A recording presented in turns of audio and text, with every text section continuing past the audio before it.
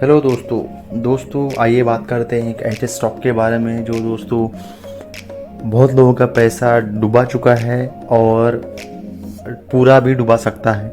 और जिस स्टॉक के बारे में न्यूज़ भी बहुत ख़राब आ रही है और एक ऐसा स्टॉक जो एक बहुत बड़े इंडियन ग्रुप के साथ में एसोसिएटेड है और एक टाइम पे 800 रुपये तक भी ये जा चुका है। तो दोस्तों as you can see we are talking about Dhani services stock के बारे में। तो दोस्तों धनी सर्विसेज एक महीने पहले 150 से 160 के रेंज में ट्रेड कर रहा था और दोस्तों इस महीने में इस साल में उसने ऑलमोस्ट 350 के आसपास 360 के आसपास एक 52 वीक हाई भी बनाया था। और वहाँ से जब मार्केट गिरना चालू हो गया तब वहाँ से दोस्तों ये 150 तक आ गया, अलॉट किए थे। और फिर उस शेयर का भाव दोस्तों अराउंड 80 रुपीज़ के आसपास या 70 रुपीज़ के आसपास था और ये वो शेयर 200 रुपये तक भी जा चुका था।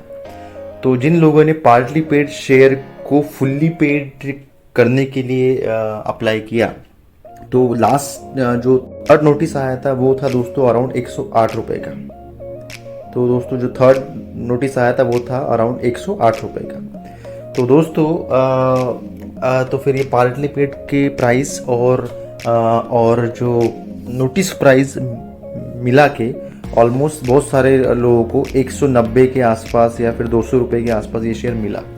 लेकिन दोस्तों काफ़ी लोगों ने इस शेयर को 350 400 रुपये और कुछ लोगों ने 500 रुपये के प्राइस पे भी इस शेयर को बाय किया है। लेकिन दोस्तों ये कुछ दिनों से ये कंटिन्यूसली एलसी पे लग रहा है और पिछले महीने जब उनके कुछ फ्रॉड लोन्स की जो न्यूज़ आई उसके बाद में दोस्तों ये 2 दिन में 50% तक नीचे गिर गया। From 150 it went to around 75।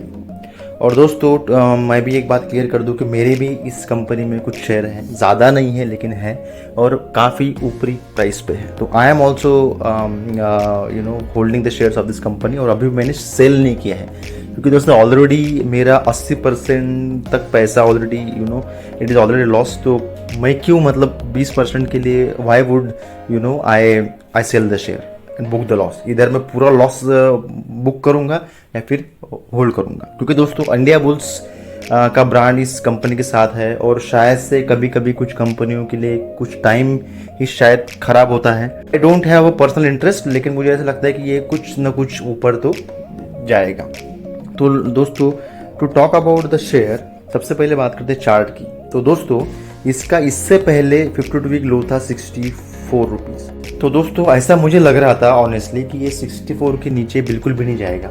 60 65 ये जब 75 पे था तो वहाँ से एक 82 रुपीज़ तक भी ये ऊपर गया था। तो मुझे लगा कि शायद ये 100 रुपये तक एटलीस्ट जाएगा। लेकिन दोस्तों जब आज इसने 64 का एक लेवल ब्रेक कर दिया, you can see in the graph, आज मैंने एक दिन का ग्राफ लगाया है तो वो सीधा 59.70 पे आ गया। तो जो इसका 52 वीक लो है 59.70। तो दोस्तों आइए देखते हैं कि इस 5 दिन का एक महीने का ग्राफ देखते हैं। तो एक महीने में ये एक 80 पर ही था और अभी 60 पे आ गया है। अगर आप 3 महीने का ग्राफ देखते हो तो एज आई सेड ये 150 से 160 के बीच में ट्रेड कर रहा था और जैसे ही कुछ लोन्स फ्रॉड किए हैं ऐसे कुछ न्यूज़ आई तो सीधा ये दोस्तों 50% गिर के 80 रुपये या 75 रुपीज़ के पास आ गया। अगर दोस्तों हम 5-6 महीने का ग्राफ लगाते हैं तो दोस्तों ये 200 रुपये के ऊपर भी था 240 रुपीज़ के आसपास। और यहाँ से दोस्तों इसका ट्रेंड इतना ख़राब है कि ये सीधा अभी it is continuously going down side. 5 साल का ग्राफ अगर आप लगाते हो तो ये देखिए 16-18 में 800 रुपये का ये शेयर था। तो ये दोस्तों कुछ ख़राब शेयर नहीं था, it was doing a very good business. और कुछ हालांकि जो पिछले कुछ दिनों में जो ख़राब न्यूज़ आई है और जो लास्ट 2 साल के जो इनके रिजल्ट्स है उसी के वजह से दोस्तों ये कंपनी का शेयर बहुत ज़्यादा नीचे आ गया है। तो दोस्तों talking about the fundamentals of the company. तो दोस्तों फंडामेंटल्स तो ठीक ठाक है अभी के लिए, लेकिन दोस्तों ये कंपनी पिछले 2 साल से लगातार लॉस पोस्ट कर रही है। तो आइए बात करते हैं इसके फंडामेंटल्स के बारे में। तो दोस्तों आइए बात करते हैं इसके फाइनेंशियल ट्रेंड के बारे में। तो दोस्तों एज यू कैन सी 2018 में ये जो वैल्यूज है ये 1000 करोड़ में है, तो 1000 करोड़ के आसपास इनका रेवेन्यू था और 200 करोड़ के आसपास इनका प्रॉफिट था। 2019 में बढ़ के 2000 करोड़ हो गया और प्रॉफिट भी दोस्तों 460 करोड़ हो गया। 2020 में दोस्तों ऑलमोस्ट 3000 करोड़ के आसपास इनका बिजनेस हुआ और प्रॉफिट में कुछ नहीं दिख रहा है, क्योंकि शायद फ्लैट ही प्रॉफिट था या फिर कुछ इन्होंने कुछ दिया नहीं है, तो I don't know.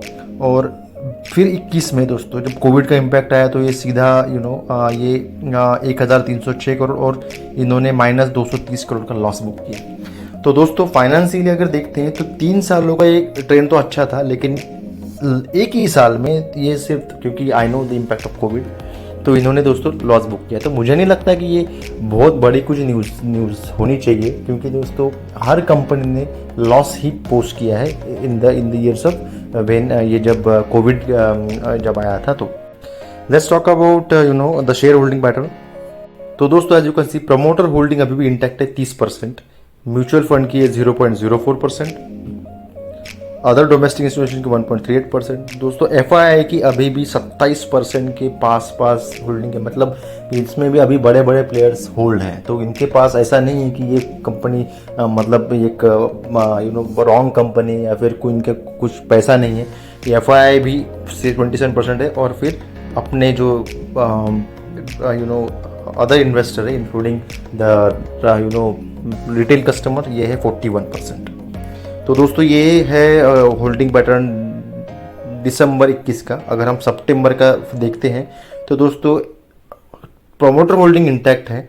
Foreign institute में सिर्फ हार्डली ये 28% था और 28% से ये 21 में हो गया 27%। जून में देखते हैं तो 27 ही था और मार्च में भी 26 था, मतलब ये 1% यहाँ पे इंक्रीज हुआ था और यहाँ पे 1% डिक्रीज हुआ है। तो कुछ बहुत ज़्यादा शेयर होल्डिंग पैटर्न में भी कुछ खराब मुझे तो नहीं लगता है। तो दोस्तों एज यू कैन सी और ये देख और दोस्तों ये देखिए म्यूचुअल फंड की शेयर होल्डिंग हिस्ट्री सितंबर, दिसंबर, मार्च, और ये इन्होंने इंक्रीज ही किया है, ज़्यादा नहीं है लेकिन 0.04%। तो दोस्तों शेयर होल्डिंग पैटर्न के हिसाब से अगर देखते हैं तो शेयर होल्डिंग पैटर्न गुड, कुछ भी इसमें खराबी बिल्कुल भी नहीं है।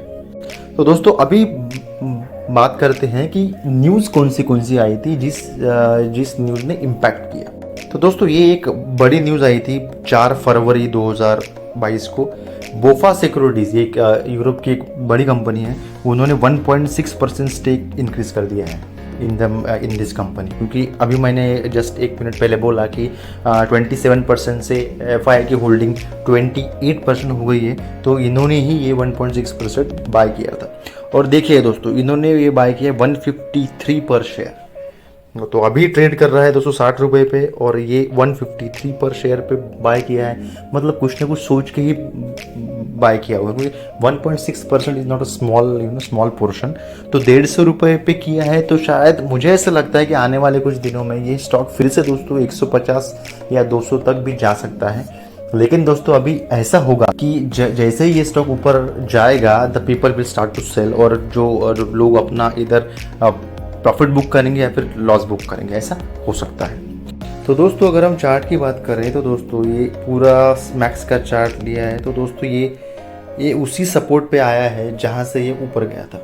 अगर 2017 में आप देखें तो ये अराउंड इसी 50-60 के लेवल से 800 रुपये तक कभी पार किया था, और अभी ये दोस्तों फिर से 60 रुपये पे आ गए हैं। तो दोस्तों अगर हम न्यूज़ की बात करें, आजकल क्या होता है दोस्तों, लोग बहुत जल्दी रिएक्ट कर जाते हैं। तो इसमें एक ही न्यूज़ ख़राब लगी मुझे कि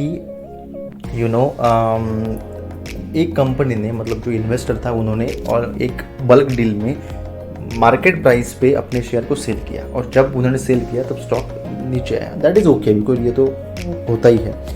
फिर उसके बाद में जो फ्रॉड लोन्स की जो न्यूज़ आई हैं। तो दोस्तों बहुत सारी कंपनियां ऐसे फ्रॉड लोन्स मतलब ये सब एक्चुअली करती हैं। तो शेयर पे इतना तो इम्पैक्ट नहीं गिरता, लेकिन अभी एज यू नो इन्होंने इंडिया बुल्स हाउसिंग फाइनेंस और इंडिया बुल्स पे भी कुछ ना कुछ केसेस चल रहे थे और उसका इम्पैक्ट इस शेयर पर भी हुआ। तो एक ये शेयर अननेसेसरीली एटलीस्ट 150 रुपये से 50 रुपये या 60 रुपये आने का कोई सेंस नहीं बनता एक छोटी सी न्यूज़ के लिए।